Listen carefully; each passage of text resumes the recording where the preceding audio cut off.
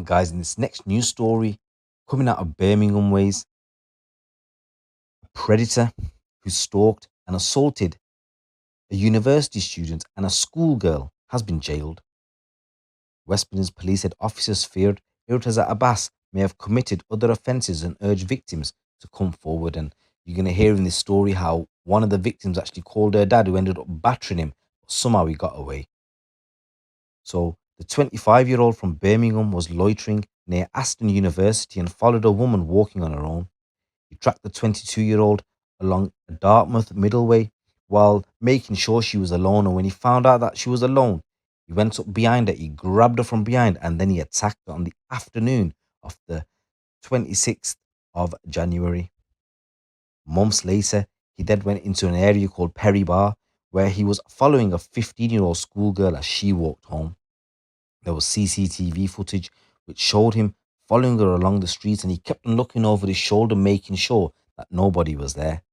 And when he was sure that there was actually nobody in the vicinity of them, he went behind the girl and he grabbed her and he attacked her. However, the girl managed to ring her father, who was actually driving nearby, and they were driving around the area trying to spot Abbas. And then they spotted him. The dad got out and started battering him, but somehow Abbas fled. However, officers pieced together CCTV footage linking the assaults, and a suspect was identified, which turned out to be this man. Abbas was arrested in Lozells on April the 22nd, and clothing matching the description in the CCTV was recovered. He stated that he was not guilty in all his interviews. However, police knew that the evidence against him was so compelling that when he went to court, he actually pleaded guilty and he was sentenced to 2 years in jail following a hearing at Birmingham Crown Court. Both victims bravely allowed police to tell their story and show CCTV in the hope of encouraging other potential victims to come home. Speaking after the case, investigating officer Detective Inspector Joe Davenport said, "We strongly believe due to the nature of these offences that Abbas may have committed more offences. CCTV has shown him lingering on the streets and carefully selecting his victims. He would follow them to make sure they were on their own before he struck. Although he's pleaded guilty to offences, there's a timeline gap and we have strong suspicions he may have offended again and again. Thanks to the support of the victims and their bravery and our team's efforts in tracing every piece of CCTV we could, we've managed to take this serial offender and a potentially dangerous man whose offences were deliberate, methodical, and repeated off the streets of Lozells in Birmingham." They've also said if anyone feels something similar had happened to them in these kind of areas, Aston, Lozells, Handsworth, and they've not come forward before, we'd ask you to reconsider. Please contact West Midlands Police, and we promise to take your account seriously and take dangerous men like this off the streets. And guys, in this next news story, a corrupt border officer arrested for helping a London-based organised crime gang to smuggle drugs through Portsmouth has been jailed for 2 years. Kevin Smith, who's 38, was detained by officers from the NCA's anti-corruption units at work in the port as part of a joint investigation with the Met Police Service and Border Force. Earlier that day, Smith had allowed drug smugglers Caprice Thompson from Brixton to pass through his Border Force booth, having arrived on a ferry from France. The car contained 15 kilos of MDMA, worth around £400,000. As she drove back towards London, she was stopped by Met officers who arrested her and found the drugs in the booth. 2 other members of the crime group were also arrested, the ringleader David Johnson and Sinan Baki, who were both from Clapham.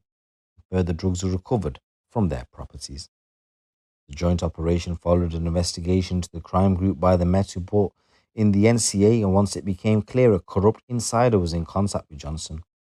The NCA put Smith under surveillance and obtained CCTV evidence that the former prison officer engaged in a number of face-to-face meetings in Portsmouth with Johnson in the run-up to the smuggling attempt.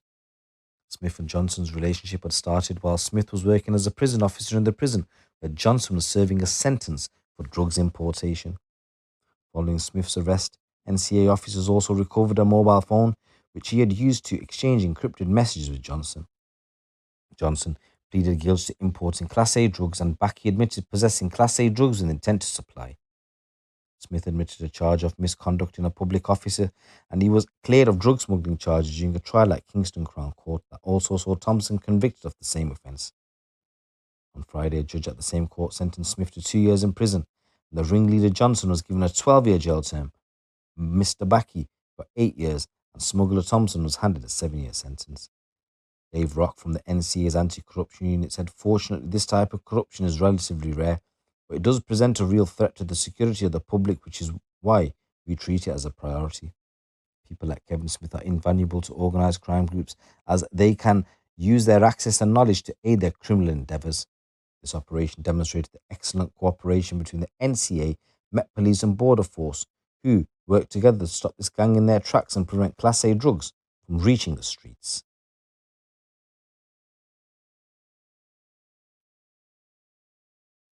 Six members of an organised crime group responsible for the industrial scale production and supply of cannabis in North Yorkshire and West Yorkshire have been sentenced to a combined total of 34 years in prison.